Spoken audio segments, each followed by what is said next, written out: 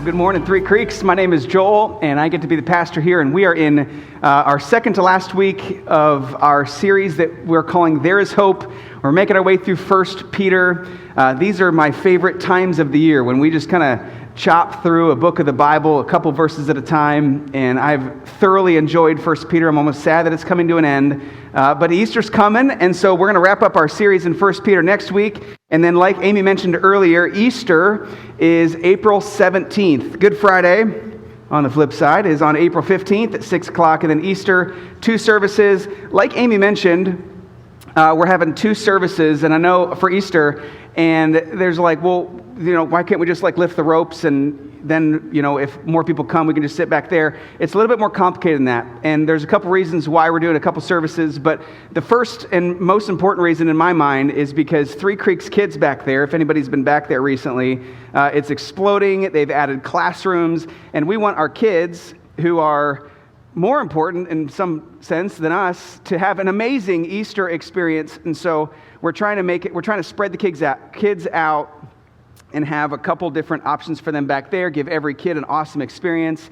And with that said, too, is Liz kind of threw out an email, I think, to some folks and just kind of said, we need a couple people to be a super sub, like a 1-week wonder, where you're like, I can do it. I can endure suffering for 1 week in Three Creeks Kids. We need 4 more people. We're down to 4 slots that are open on Easter Sunday. So if you'd be willing to come and serve at one of the services and attend the other service, that would be awesome. Another thing is that, you know, if we only had one service, then the 15 or 16 people that were serving in Three Creeks Kids, they wouldn't get to experience Easter and here with us. They wouldn't necessarily, it's kind of awkward to invite your friend and say, like, you can come, but I'm going to be with the kids. And so we want to give them a chance to invite their friends. Do you know that the number one reason why people don't go to church is, by a landslide, that they were not invited? And we think it's a lot of other things because we want to think that it's kind of their fault that they're not interested or coming to church. And the reality is that it's the number one reason is that they were not invited. And we understand that there's, you know, relational dynamics and how long do you have to know somebody before you can invite them and all that. And we just made these cards. I hope that on your way out today, we're going to actually have coffee and hot chocolate on your way out and a stack of these. And I just would ask you, who in your life, who in your circle, in your family, where you work out, who do we want to give one of these to so that they can't say, well, I wasn't invited? I just would ask that you guys would consider who needs to know that Jesus Christ came back from the dead. I think there's a lot of hoopla around Easter about eggs and bunnies and throwing away peeps. But the reality is that this bad boy is about the resurrection of Jesus Christ. And somebody in your life needs to hear that. And I hope that you will not let them use the excuse, well, nobody invited me. I hope that you'll at least invite them. And maybe they'll say yes, and I'll be up here. I try to share the gospel of Jesus every week, but certainly on Easter, there's something special that happens on that Sunday. And I hope that you'll consider inviting somebody on Easter Sunday. All right, into 1 Peter. Thank you, Josiah, for reading that passage. We broke out this series months ago. And, you know, there's 5 chapters, about 10 weeks, so it's like first half, second half of each chapter, kind of makes sense. And then I got to this one just the last couple weeks, and I'm like, geez, I looked at it, and I'm like, this is like a side note written specifically to elders of a church. Peter's writing specifically to the elders of these churches that are all over the world at the time.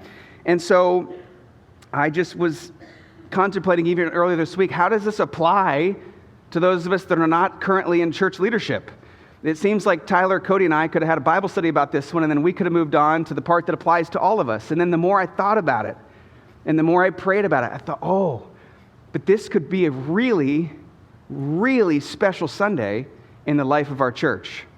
Because this is about more than just the job description of an elder. This is about leadership. And this is about Jesus Christ modeling leadership. This is about godly leadership in general, but specifically the kind of leadership that Jesus displayed.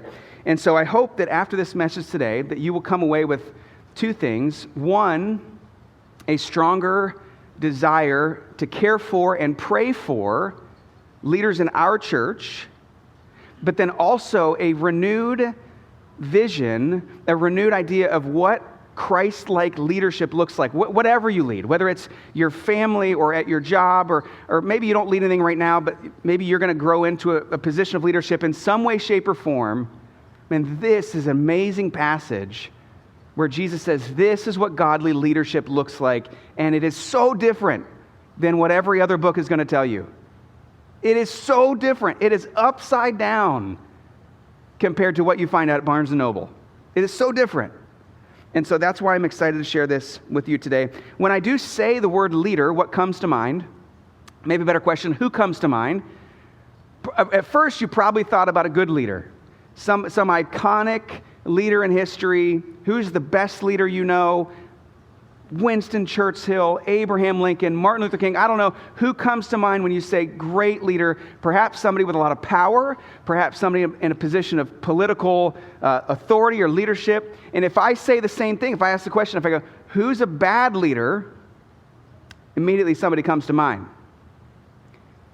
And we could name leaders in history that were evil and narcissistic and selfish and inflicted pain and suffering on millions of people. We could name people in both categories.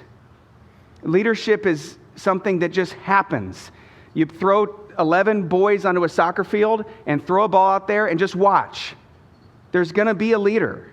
There's going to be somebody who says, here are the boundaries, here are the rules, here are the teams, and go. There's going to be some. Leadership is just kind of part of who we are. People rise up to positions of leadership. Okay, so how do we handle this? How do we appoint the right ones? And then when you become the one, when you become the leader, how do you handle that kind of authority, that kind of sway over the people that follow you? Well, Jesus talks about this. There's this story in Matthew chapter 20 that is, I find it to be kind of funny, but it sets up what Peter writes in 1 Peter pretty good. So Jesus is with his disciples, and there's 12 of them. There's 12 key men that followed him around for about 3 years. And James and John's mom comes into the picture, and she tries to kind of jockey for position for her sons. Kind of like that soccer mom that wants her kids to have more playing time. Like, that's Jesus, that's James and John's mom. She comes in, she goes, hey, pulls Jesus aside. Hey, can my sons sit at the right and at your right and your left in heaven? Can they have these prominent positions in your kingdom? And Jesus says, you have no idea what you're asking. And she goes, no, I do. I really want my boys to sit in those seats. And Jesus says, well, that's not mine to decide. That's for God the Father to decide, but I still don't think you know what you're asking. And it jogs Jesus's memory of like, I need to make sure that my disciples are on the same page about leadership. And so after the mom comes and asks this question, he goes, I think I need to revisit this topic with the boys. And so he gets them all together and sits them all around. He goes, okay, we're going to talk about leadership here, guys. Let me tell you what Matthew chapter 20, verse 24 said. The first verse says, when the other 10 disciples heard what James and John and their mom had asked, they were indignant. And I had to look that up. It means mad. They were mad. They were mad that they had tried to kind of ascend to this unjustly gained position. And so Jesus calls them together, verse 25, and says, you know that the rulers in this world lord it over people, and officials flaunt their authority over them. But among you it will be different. Whoever wants to be a leader among you must first be your servant, and whoever wants to be first among you must become your slave. For even the Son of Man came not to be served, but to serve others, and to give his life for a ransom for many. Jesus is going, listen, the world does it this way, but among you it will be different. And the world says, get to the top. Get it so that you have some kind of position of authority so you can make your life a little easier. And Jesus says, but among you it will be different. With us, it is different. With followers of Jesus, it is different. The world says climb higher, get people to serve under you. I'm saying among you it will be different. Whoever wants to be a leader among you must first be a servant. So who's sitting there? Guys, think about this. Who's sitting there in the group? Probably the one who was the most indignant was Peter, because he was the outspoken, rash leader of the pack, and his friends, James and John, just tried to usurp him and get to the top. So Peter's going, wait a minute, that seat's mine, and he is indignant. And Jesus says, but among you it will be different. And apparently, Peter was taking notes. And Peter took it to heart, because Peter's trajectory changes from wanting to be this leader of the pack to 34 years later, he writes this letter of 1 Peter and says essentially the same thing that Jesus said to him when he got the boys together. If you remember, we've been talking about this for most of this series, but Peter wrote this to the Christians that had been scattered all over the world. So here's a map. Here's a map. they'll throw it up in a second. The exiles in Asia and Cappadocia and Bithynia and Galatia, Christians that are all over the place going, hey, how do we do church? How do we have healthy church? How do we stand out? How do we make a difference? And then really the question does come up, how do we select leaders from among us? Who's supposed to be our leaders, and what are they supposed to be like? So Peter writes, he echoes the words of Jesus 34 years earlier. He goes, to the elders among you, I appeal as a fellow elder and a witness of Christ's sufferings, who also will share in the glory to be revealed. Now look at this job description. Be shepherds of God's flock that is under your care, watching over them. Not because you must, but because you're willing, as God wants you to be. Not pursuing dishonest gain, but eager to serve. Not lording it over those entrusted to you. Among you it will be different, but being examples to the flock, and when the chief shepherd appears, you will receive the crown of glory that will never fade away. In the same way, you who are younger, submit yourselves to your elders. All of you, clothe yourselves with humility. Clothe yourselves with humility toward one another, because God opposes the proud and shows favor to the humble. It just sounds a lot like what Jesus said, whoever wants to be great among you, whoever wants to be a leader among you, must be a servant. So here's what I want to do for the next little bit. I just want to kind of walk through this a little bit. I want to talk about church leadership, specifically at Three Creeks Church. And because, and if you're new here, or maybe we haven't talked about this recently, but our church is led by a group of elders. It's a group of people that lead our church and make decisions about where we're going and who we're hiring and the budget and buildings. Like, there's a group of people. It's not me that leads this church. It's a group. We call them elders. And we see this as the healthiest, most biblical way to lead a local church. There are two other passages, 1 Timothy 3 and Titus 1, and those list out the qualifications of those that could be appointed as leaders of a local church. But what Peter writes in 1 Peter 5 here is kind of like the job description. When our church started a couple years ago, we had two elders. Their names were Mark Artrip and Sean Spolstra, and they were the two pastors of the churches that helped start Three Creeks Church in 2018.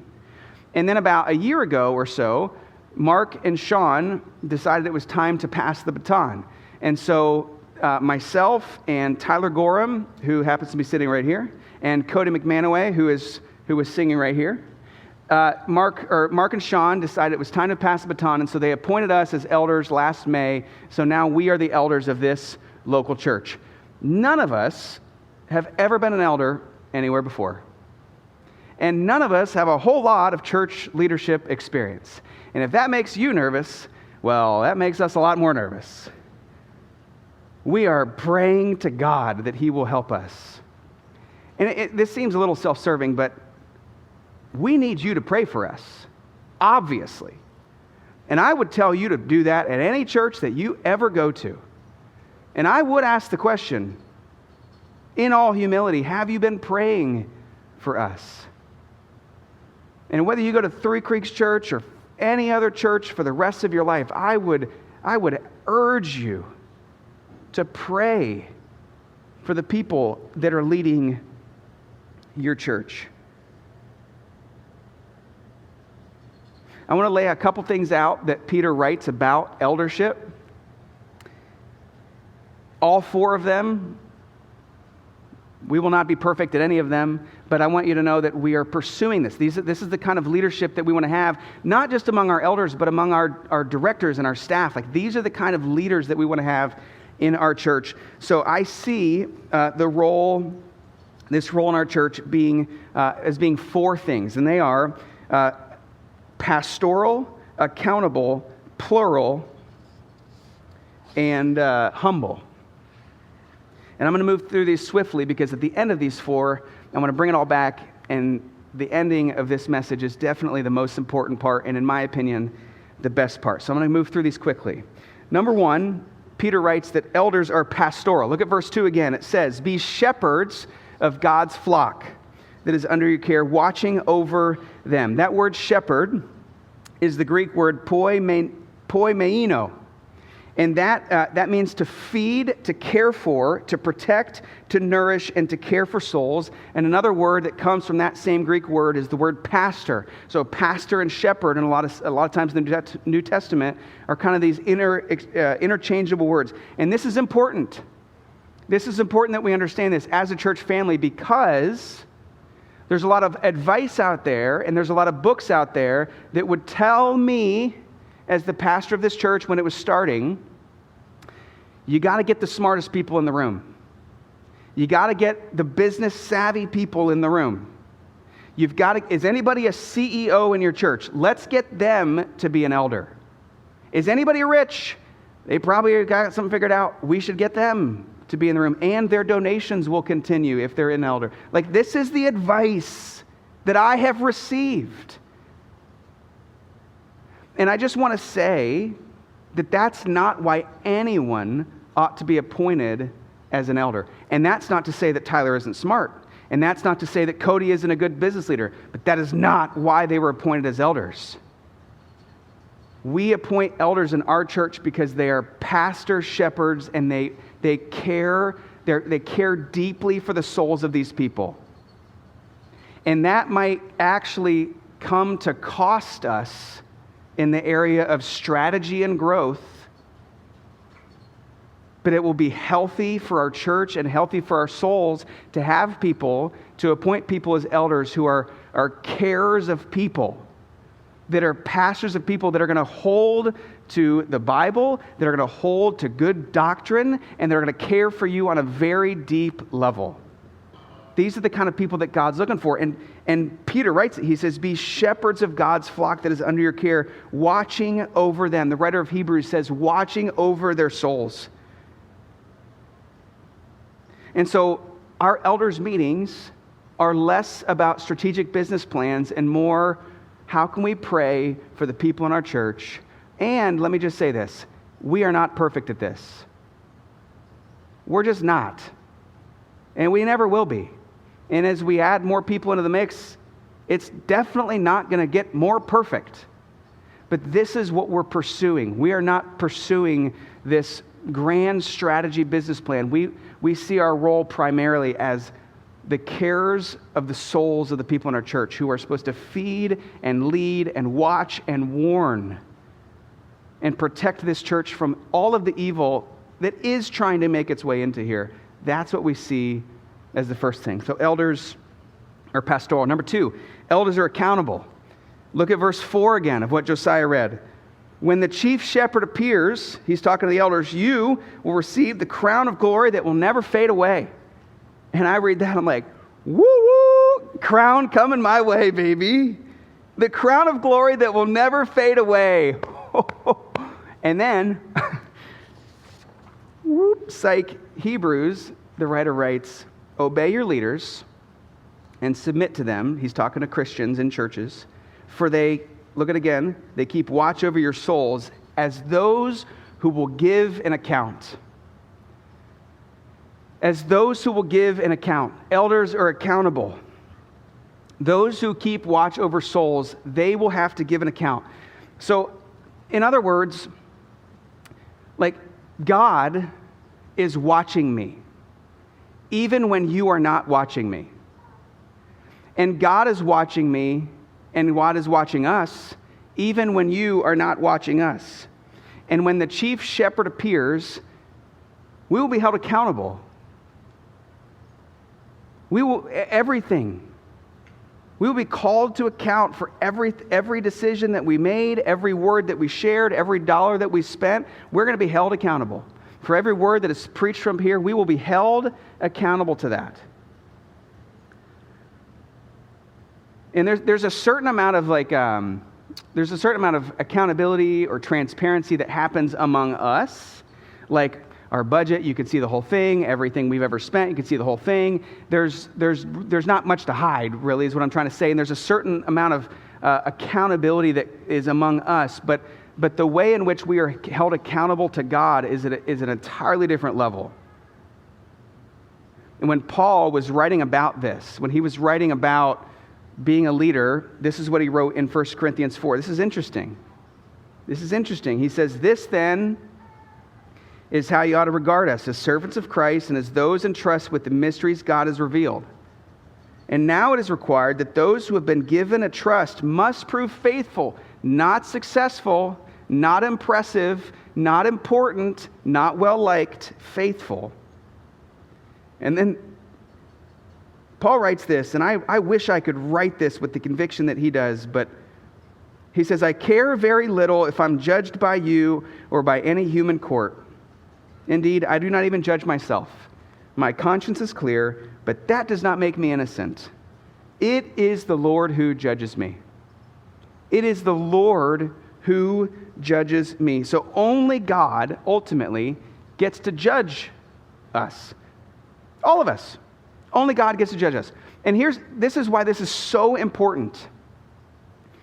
Because I could probably figure out a way to get you to think that I was faithful, even if I wasn't. Isn't that true? I could figure it out. Or maybe you'd sniff me out and leave, and somebody else would come in and I'd try to deceive them. I could probably figure out a way. People have done this. I could probably try to figure out a way to get you to trust me, even if I wasn't trustworthy. I could get you to think that I'm a good leader or I'm living a holy life, even if I wasn't doing either of those things. People have done that, and you know their names. And on the flip side, I could be living a trustworthy life that is full of integrity and honest and holy and confessing sin and just like living as godly as a life as a human can possibly live. I could be so trustworthy, and you might not trust me. Based on another experience in your life or just the way that the world has gone, there's a chance that I could live such a holy life and you would accuse me of doing it for selfish gain. Right? So it could go both ways. And so what I'm saying is this relationship here where like how I behave and what you think, that is unreliable. However, God sees me when you don't. And so I can't fool him. I can't pull the wool over his eyes. I might be able to pull the wool over yours because people have done that. And so maybe the best way to put it is that my aim and our aim as the leaders of this church is not to get you to trust us. It's to just be trustworthy. And it's not to have you think that we live holy lives. It's just to live holy lives. It's not that you would think we're good leaders. Our goal is to be good leaders in the eyes of God, which means that we might have to handle your praise and temper it down a little bit. We're not that great. Or handle some of the criticism and go, man, we're just trying to do the best we can in God's eyes, and I don't think they're going to like it. So we got to handle some of that and just go, there's a certain level of accountability here, but ultimately, elders are accountable to God. They're going to have to give an account when the chief shepherd appears. And that's pretty weighty. And we're not going to be perfect at that. And so we're going to need some grace for probably forever. Yeah, that's probably true, don't you think? But that's what we're going after. We're not trying to impress you. We're trying to be found faithful. And we won't be perfect, but that's what we're pursuing. I got to get going a little faster here. Number 3, elders are plural. They're not alone. Look what Peter writes to the elders among you. He always writes to the elders among places. Paul, when he writes to the Christians in Jerusalem and in Crete and in Philippi and in like 9 other places, it's always to the elders, to the elders, to the elders. And and the churches and the religions and the denominations have somehow strayed from this and have some ultimate one-person authority. I just don't know where they find that in the Bible. But we are always plural. We always have elders. At the moment, we have 3. Our bylaws as a church family, just so you know this, we would love to have up to 8 as our church might grow and as men prove themselves faithful over a period of time. That would be awesome. We would love to have a team of 8. It's always better when there's plural. And this is biblical and this is healthy, and I want to share 3 reasons why, just real briefly. Number 1 is that not any of us have all the spiritual gifts. You remember 2 weeks ago when we played the Encanto song, right? So we need to have wisdom, we need to have discernment, we need to have mercy, we need to have leadership, we need to have teaching, we need to have all the gifts, and I don't have all of them, and neither does Tyler, and neither does Cody.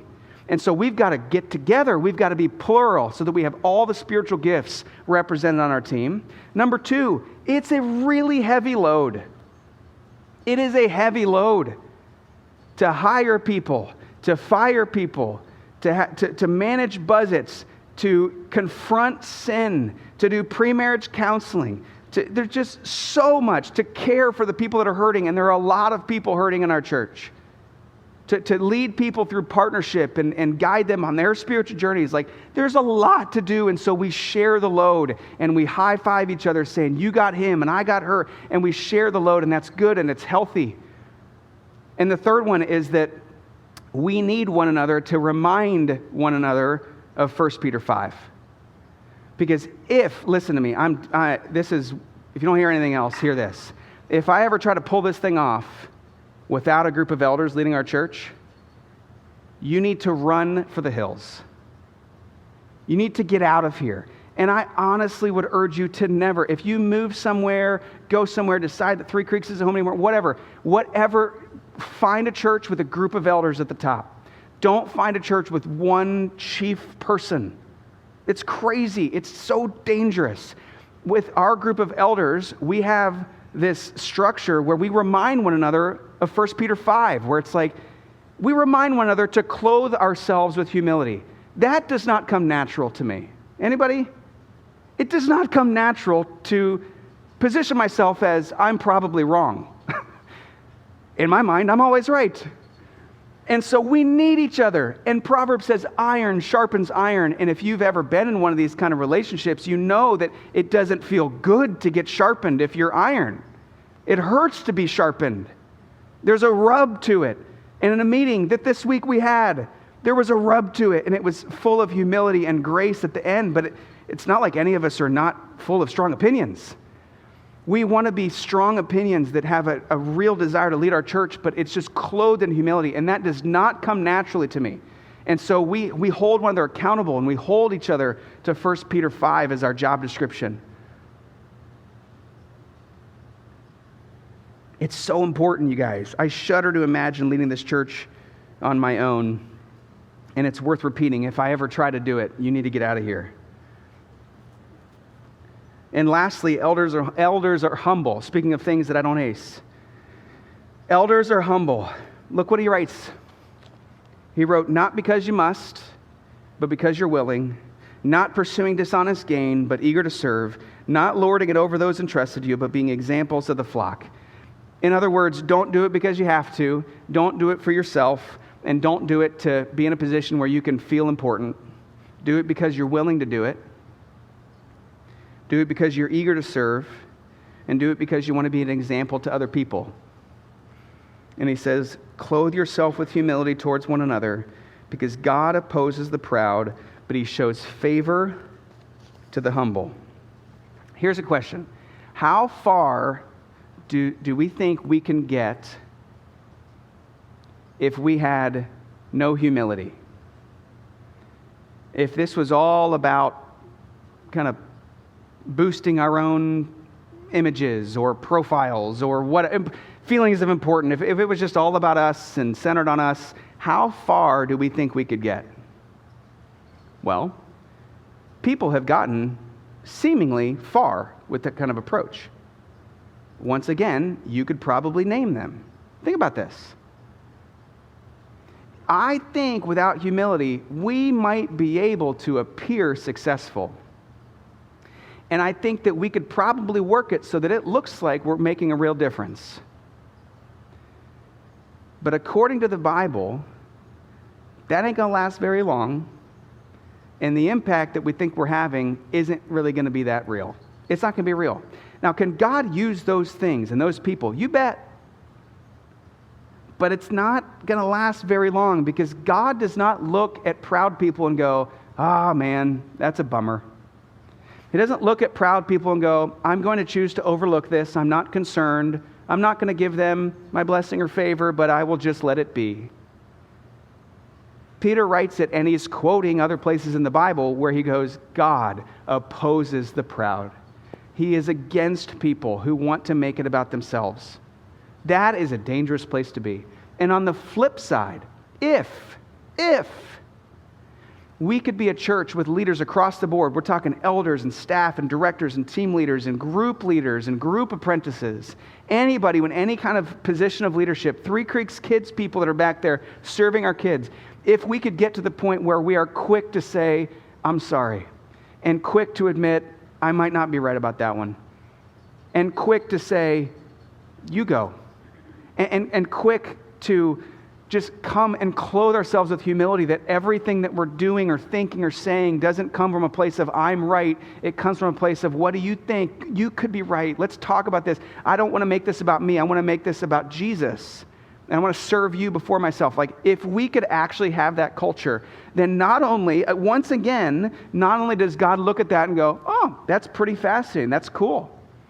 It says that the favor of God and that the grace of God is on people who are clothing themselves with humility, the humble. And so it might not look as flashy, and it might take a lot longer. But this is saying that God opposes the proud and gives grace to the humble. And so as leaders of this church, I'm just saying we want to be humble servants. That's the game plan. That's what we're going for. And we're not going to be perfect at it, but that is what we are pursuing. Elders are pastoral. Elders are accountable. Elders are plural. And elders are humble. We probably won't ace any of them. That's what we're going for. Now, let me close with this. I'm really excited about this. I was thinking about this, going, man, Jesus Christ really was a remarkably strong leader. And he might not even have been the first person you thought of earlier when I said, who comes to mind when you think of a good leader? I don't know, maybe you thought about Jesus, but I don't think you did. But he was an incredibly strong leader. One of the things that I respect so much about a leader is that they put their money where their mouth's at, right? They don't just talk the talk, they walk the walk. They do what they say that you ought to do. Think about this for a second. Remember that conversation that Jesus had with all those disciples when he wanted to talk about leadership? James and John's mom was trying to get first place or whatever. He said, wait a minute, come in here. He says, but among you it will be different. We're not trying to get to the top like everybody else is trying to get to the top. Whoever wants to be a leader among us will first be a servant. You will serve first. It's upside down leadership, but this is how we're going to do it. Among us, it's going to be different. Fast forward a couple months. After that conversation, a couple months, 2 days before the night before, Jesus was killed. So Jesus is killed on Good Friday. This is on Thursday night. It's the Last Supper. Jesus Christ, the King of Kings, God in the flesh, has every right to walk into that Passover meal and say, wash my feet. And he has every right to have a big chair at the head of the table and have everybody else sitting on the floor around him. It would just make sense if he would do this, because he's God. But Jesus doesn't do that. He walks the walk, man. He goes into this room and it says that he reclines at the table with his disciples. He gets down with them on their level, and rather than telling the servants who are essentially there to wash their feet, that's like their role in culture, he says, hang on, I'm going to do it this time. And he stands up in John 13,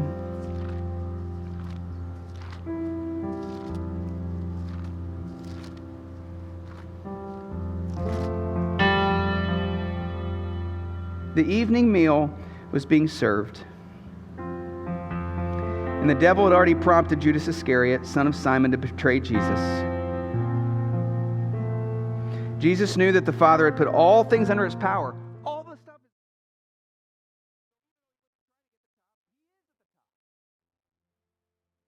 And that he had come from God and was returning to God. But Jesus got up from the meal. He took off his outer clothing. He wrapped a towel around his waist. And after that, he poured water into a basin and began to wash his disciples' feet, drying them with the towel that was wrapped around him.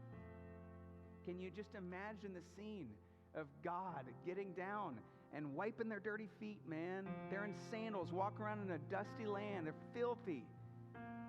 Hangnails. Jesus is down there just scrubbing them, because Jesus says whoever wants to be great, whoever wants to be a leader must first be a servant. Jesus was an incredible, incredible leader in this way. And a couple minutes after this, he breaks the bread, which is kind of gross because he just washed their feet, but I'm assuming maybe there was another basin. But he breaks the bread and he says, hey, this is my body given for you. Take it, do this in remembrance of me. And he takes the cup and he takes a sip and he passes it around and they all sip it. And he says, this is the cup, this is my blood of the new covenant. Take this, do this in remembrance of me. Just right after he washed their feet. And he replaces, so the Passover meal, this dinner that they're having is this, it's the holiday of the year. There's a certain way to prepare it. There's a certain way to, do it. And he says, okay, we're going to add to this. We're going to kind of replace this. From here on out, here's what I want you to do in remembrance of God. I want you to take communion. I want you to take the bread in the cup and take communion. And when you do it in remembrance of me. Do it in remembrance of Jesus Christ and what he did for us, that he was betrayed by one of those 12. And he went to the cross and died for the people that nailed him to the cross. But he rose again for us and every person in our circle of influence that hasn't been invited to Easter yet. He died for every single one of them. Before we said we were sorry, before we asked for forgiveness, Jesus went to the cross. And so we take communion in remembrance of that incredible, selfless leadership of Jesus Christ. So here's what I'd love to do. I don't know how long I went, but that's all right. 10 minutes. 10 minutes. If you can't give 10 minutes, we got other issues. 10 minutes. Austin's going to play. Here's what I'd love to do. We're going to take communion as a church family. There's one there, there. Is there one more? I don't know. You can spot it if you find it. If you want the gluten-free option or the single serve, it's back there. Some of the other instructions will be on the screen behind me. But over the course of these 10 minutes, I would love, if you are a Christian, if you are a Christ follower, to get a chance to take communion. And when you do it, don't do it in remembrance of you. Do it in remembrance of Jesus and the sacrifice that he made for you. Just sit in the grace. Don't wallow in your sin.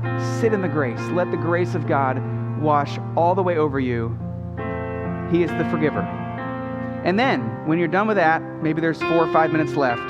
Here's what I'd love for you to do. I'd love for you to just spend a couple minutes in prayer. You could do it by yourself. You could do it with the neighbor. You could go back to the back. There'll be some people that can pray there with you too. But I just want to give you 5 minutes to pray. And if that's kind of new to you and you're like, what is prayer? You can just sit quiet and just think about some of the stuff that I said. That would be a great way to spend 5 minutes. But pray for these 3 things. The one would be that God will help those who lead our church. For myself, for Tyler, for Cody, for our staff, for our directors, for our group leaders, that you would just pray for the people who lead our church. Number 2, that God will raise up new leaders in our church.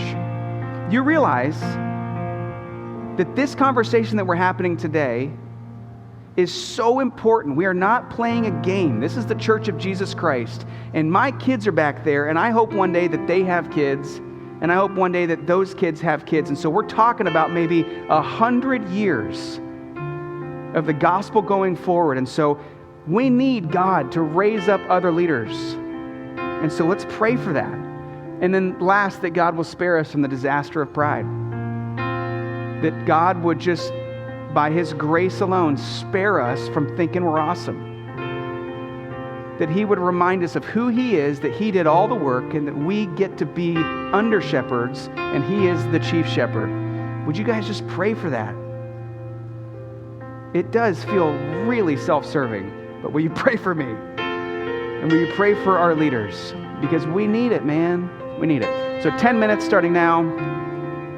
Communion's there, and pray, and then Amy will come up and send us out.